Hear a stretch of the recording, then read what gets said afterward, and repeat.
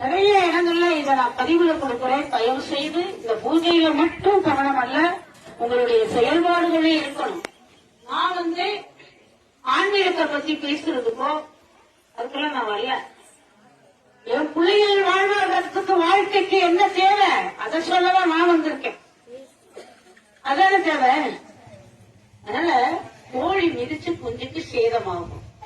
எப்படி ஆகும்? ஒரு சின்ன என்னுடைய சேவையில நடந்த ஒரு சின்ன சம்பவம் உங்களுக்கு நான் அதை பதிவுல கொடுக்கிறேன். எல்லா இடங்களையும் நான் அதை பதிவு செய்வேன், இங்கேயும் நான் அதை பதிவுல கொடுக்கிறேன். ஒரு அம்மாவுக்கு 18 வயசு பையன் காணா போயிட்டான். இன்னும் கொஞ்சம் அமைதிக்காக காணா போயிட்டான். காணா போன உடனே அந்த அம்மா எல்லா இடமும் அந்த பையனை தேடுது.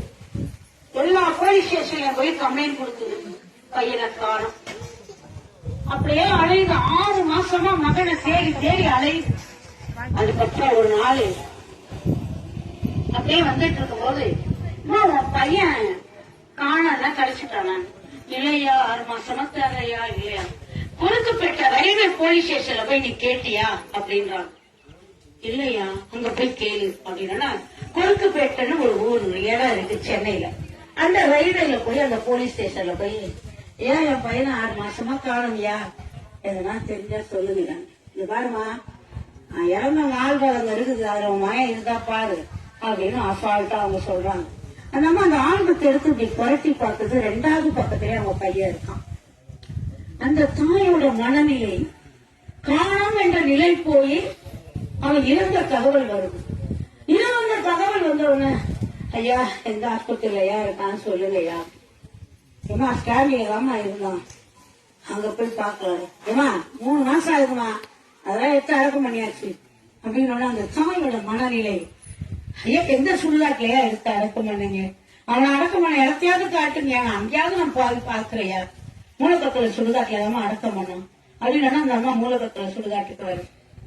மூலக்கத்துல சுடுகாட்டுக்கு வந்தோம்னா நான் வேற ஒரு பாடி எடுத்து அடக்கம் பண்ணி பூஜை எல்லாம் பண்ணிட்டு இருக்கேன்.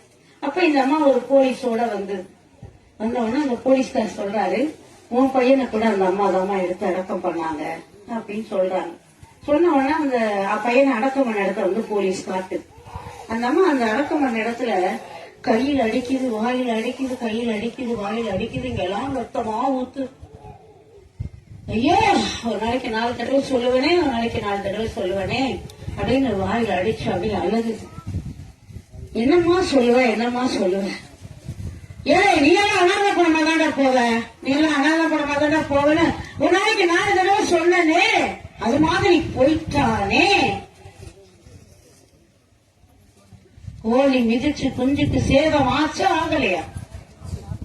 ஒரு தாயாக இருந்தாலும் அவ சொல்லுக்கு வலிமை இருக்கு. அவ சொல்லுக்கு வலிமை இருந்ததுனால அவ சொன்ன பிரகாரம் ஆனதா இல்லையா?